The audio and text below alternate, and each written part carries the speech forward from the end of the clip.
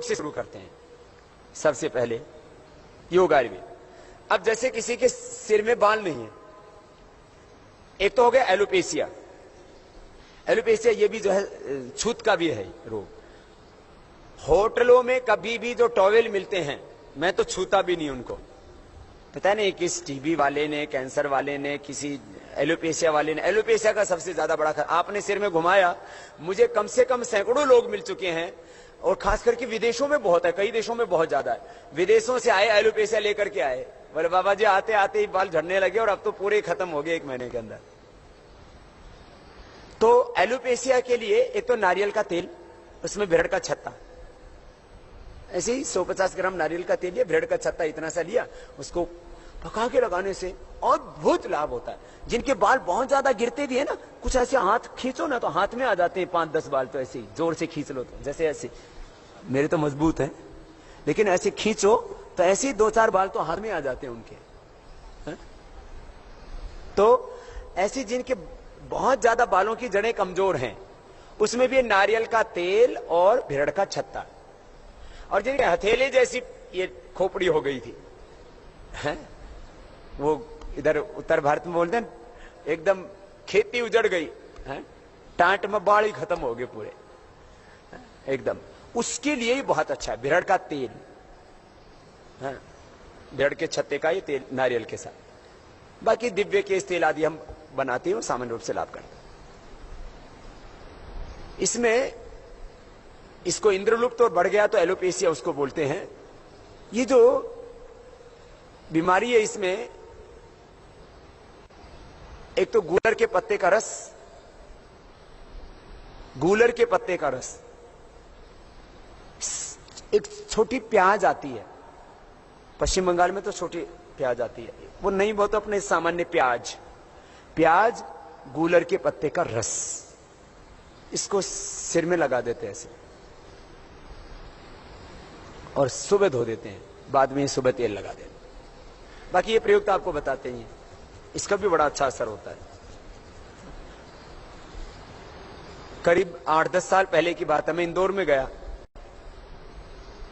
वहां एक बिल्डिंग में मेरा पहले प्रोग्राम रखा गया था, वो वायदे का काम करते हैं, कॉमोडिटी मार्केट तो आजकल सब पता है। तो मैं दोबारा भी मुझे उन्होंने बुला लिया वहां व्याख्यान के लिए, तो वहां जो चौकीदार था वो मेरे पैरों में पड़ गया, बोले बाबा जी आप जो पिछली बार आए थे तो वो नाखून घिसने वाला बता के गए थे, देखो मेरा पिछली बार का फोटो ये है, पूरा गंजा था, और इस बार का ये है। इतना असर इसका। अब 5-5 मिनट ही करना, कभी ऐसी सुबह से शाम तक इसी काम में लगे रहो। अब इसमें बड़ा विचित्र है, एक बहन ने सोचा बाबा जी तो अंगुलियों के बताते हैं, अंगूठा लगता है, बाबा जी भूल गए, तो उसने अंगूठा रगड़ना शुरू किया, उसके दाढ़ी मूंछ आ गए। ये 2 बहनों ने प्रयोग किया, वो सगी बहनें थी, बहुत पहले की बात है, पंजाब की थी वो। तो कनखल आश्रम में जब हम रहा करते थे तब वो आती थी, तो बोले बाबा जी जो है ना हमसे भूल हो गई, हम तो ज्यादा होशियार बनने की कोशिश कर रहे थे कि बाबा जी लगता है अंगूठा घिसना भूल गए, हमने प्रयोग किया और बाबा जी अब रेजर करना पड़ता है। यह हालत हो जाती है। फिर मैं जापान गया हुआ था, एक उपाध्याय जी हैं इधर आगरा के, उनका परिवार रहता है उधर, तो उन्होंने एक बड़ा कार्यक्रम किया था, बुलाया, तो उस परिवार के एक भाई ने पहले तो ये किया, तो उसके बाल झड़ने बंद हो गए, बाल बहुत घने आ गए।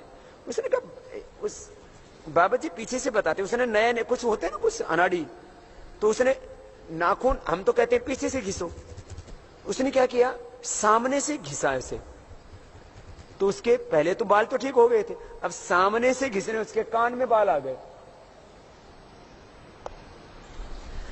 ये एनर्जी का इफेक्ट है, ये बड़ी विचित्र चीजें, क्योंकि नाखून का सीधा संबंध हड्डी से और हड्डी का सीधा संबंध है करंट का संबंध ये जो है खोपड़ी से। खैर ये तो अब इसमें योग में प्राणायाम लाभ करता है, जिस बॉडी के सेल को ऑक्सीजन मिलता रहेगा वहां पर डिजेनरेशन नहीं होगा। स्केल सेल्स को ऑक्सीजन मिलना कम हो जाता है तो वहां से झड़ने शुरू हो जाते हैं। अच्छा बताओ, बाल सबसे पहले कहां के झड़ते हैं? पीछे के झड़ते हैं या दाढ़ी के झड़ते हैं या ऊपर के? या ऊपर के क्यों झड़ते हैं? यहां सबसे कम ब्लड का सर्कुलेशन, ऑक्सीजन का सर्कुलेशन हो पाता है। जहां ब्लड का, ऑक्सीजन का पूरा सर्कुलेशन होगा वहां बाल नहीं झड़ेंगे। ये एक सिद्धांत बता दिया आपको। नहीं तो बाल पीछे के झड़ने चाहिए, दाढ़ी मूछ के झड़ने चाहिए, ये यहां के झड़ते हैं, है? इसलिए पहले शीर्षासन किया करते थे, शीर्षासन करने वाले के बाल नहीं झड़ा करते। लेकिन जिनको बीपी है, हार्ट की प्रॉब्लम है, वो शीर्षासन मत करना, कभी पता लगा कि बाबा जी ने शीर्षासन कहा था, पूरा ही शीर्षासन हो गया। इसका भी ध्यान रखना। इसमें औषधि के तौर पर आंवला बहुत अच्छा होता है। आंवला बालों के लिए, आंखों के लिए और है पूरे बॉडी के लिए, हार्ट के लिए, नर्वस सिस्टम के लिए, सभी के लिए। वो तो विटामिन सी, अब तो सबको भी इस बात के लिए रिसर्च भी हो गए कि उससे जो है डीजनरेशन स्लो हो जाता है और आयुष्य बढ़ता है इससे। ये एंटी एजिंग मेडिसिन है बाल के झड़ने के लिए, बालों की बीमारी के लिए। मैंने थोड़ा सा कुछ आपको बताया। ऐसे आमल के रसायन, सप्तामृत, लोहा आदि हम प्रयोग करवा देते हैं जब ये बालों की समस्या ज्यादा होती है। तो बालों के झड़ने के लिए ये मैंने आपको योग और आयुर्वेद का थोड़ा